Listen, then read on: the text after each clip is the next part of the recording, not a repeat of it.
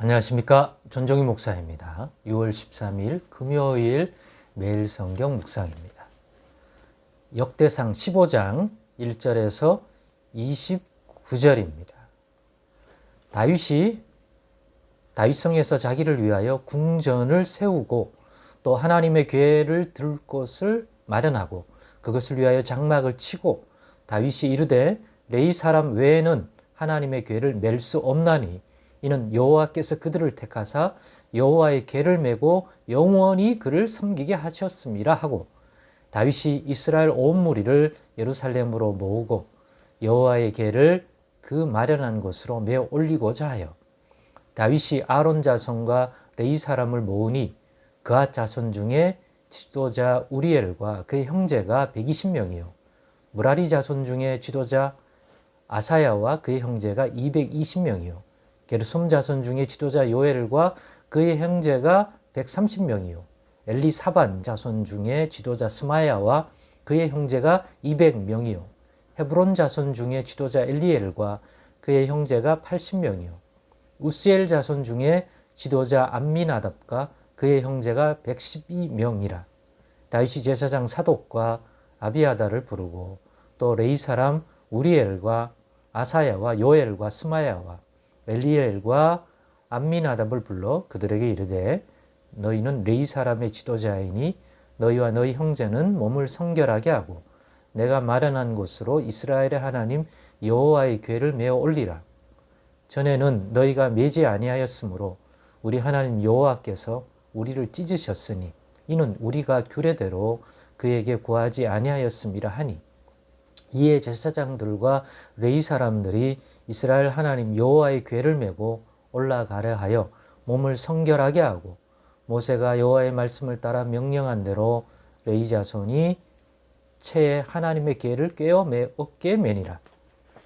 다윗이 레위 사람의 어른들에게 명령하여 그의 형제들을 노래하는 자들로 세우고 비파와 수금과 재금 등의 악기를 울려서 즐거운 소리를 크게 내라 하매 레위 사람이 요엘의 아들 헤만과 그의 형제 중 베레야의 아들 아삽과 그의 형제 무라리 자손 중에 구사야의 아들 에단을 세우고 그 다음으로 그들의 형제 스가랴와 벤과 야하시엘과 스미라못과 여히엘과 운니와 엘리압과 분하야와 마세야와 마띠디야와 엘리블레우와 막내야와 문지기 오벳에돔과 여히엘을 세우니 노래하는 자 헤만과 아삽과 에단은 놋 재금을 크게 치는 자요 스가랴와 아시엘과 스미라못과 여히엘과 운니와 엘리압과 마세야와 분하야는 비파를 타서 알라못에 맞추는 자요 마띠디야와 엘리블레후와 믹네야와 오베레돔과 여히엘과 아사시야는 수금을 타서 8째 음에 맞추어 인도하는 자요 레위 사람의 지도자 그나야는 노래에 익숙함으로 노래를 인도하는 자요 베레가와 엘가나는 궤 앞에서 문을 지키는 자요 제사장 스바냐와 요사밧과 느다넬과 아비세와 스가랴와 분하야와 엘리에셀은 하나님의 궤 앞에서 나팔을 부는 자요 오벳에돔과 여히야는 궤 앞에서 문을 지키는 자이더라. 이에 다윗과 이스라엘 장로들과 천부장들이 가서 여호와의 언약궤를 즐거이 메고 오벳에돔의 집에서 올라왔는데 하나님이 여호와의 언약궤를 맨 레위 사람을 도우셨으므로 무리가 수송아지 7마리와 수장 7마리로 제사를 드렸더라.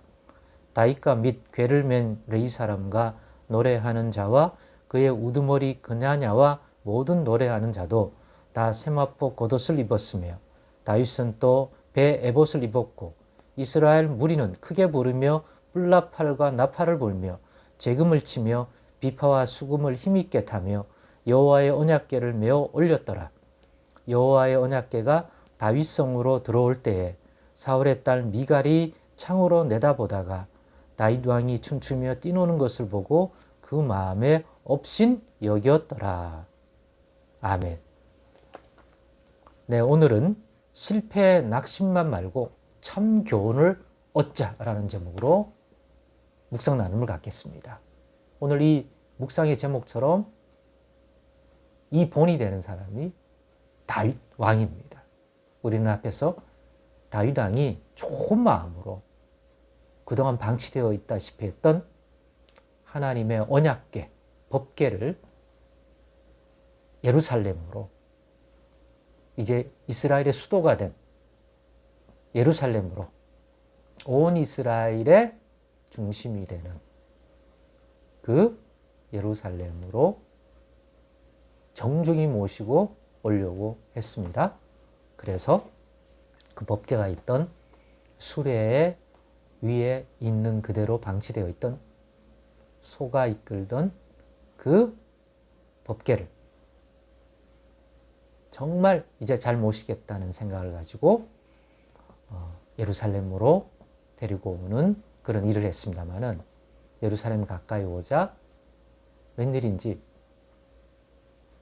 그 법궤를 맨 그 수레를 또 이끌던 그 짐승들이 막 반응을 보이고 있는 거죠.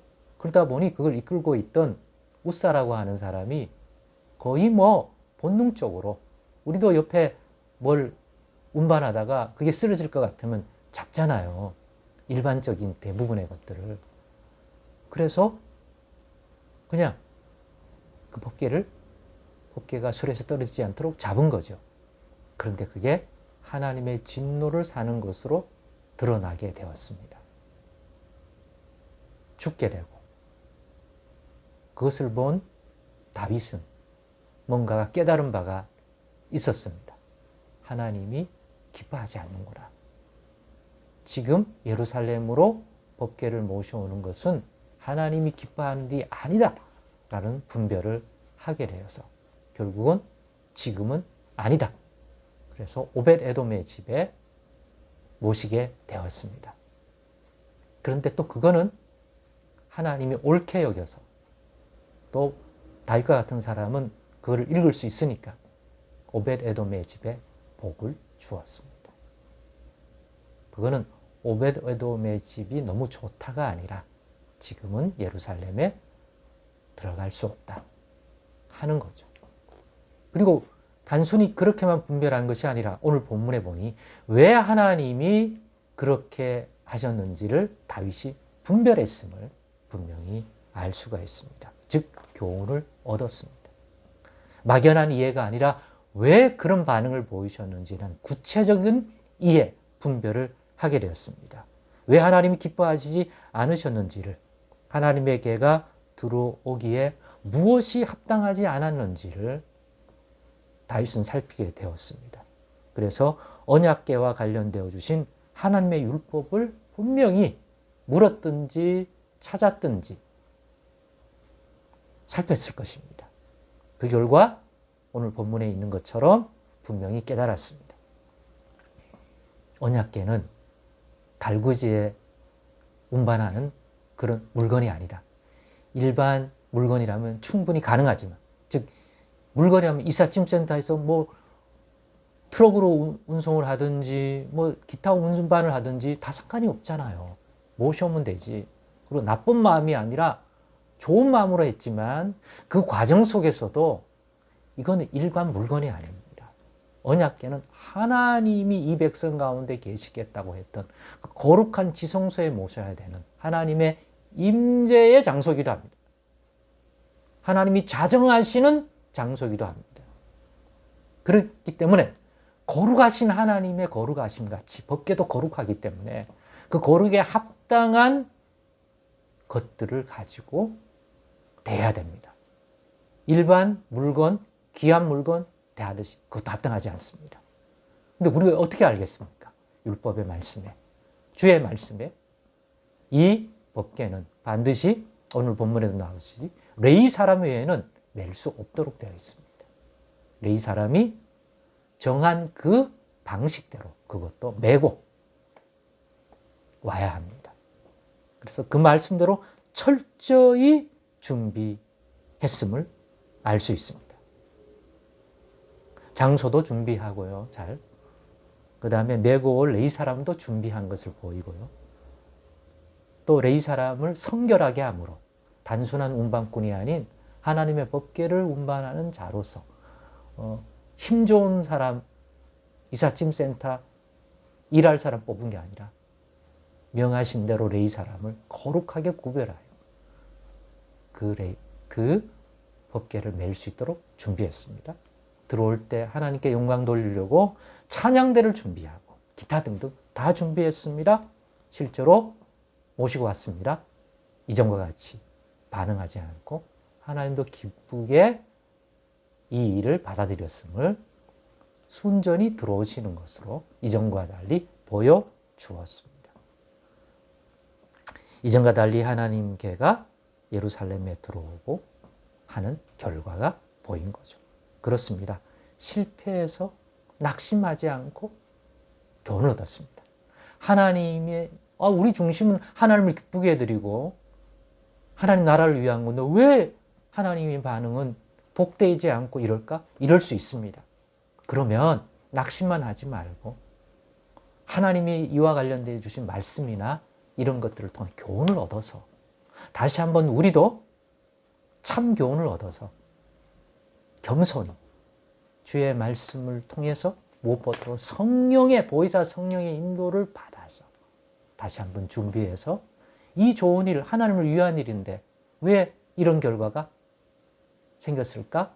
참 교훈을 얻어서 다시 한번 구하고 두드리고 찾으면 하나님이 그것이 합당하고 거룩한 하나님께 대하여 합당한 거면 분명히 반응하실 것입니다. 참 교훈을 다윗을 통하여 우리도 얻고 우리의 삶에 주를 위한 우리의 인생의 여정에도 잘 적용한다면 분명히 많은 유익과 복을 우리가 이로 인하여 누릴 줄로 기대하고 소망합니다. 기도하겠습니다.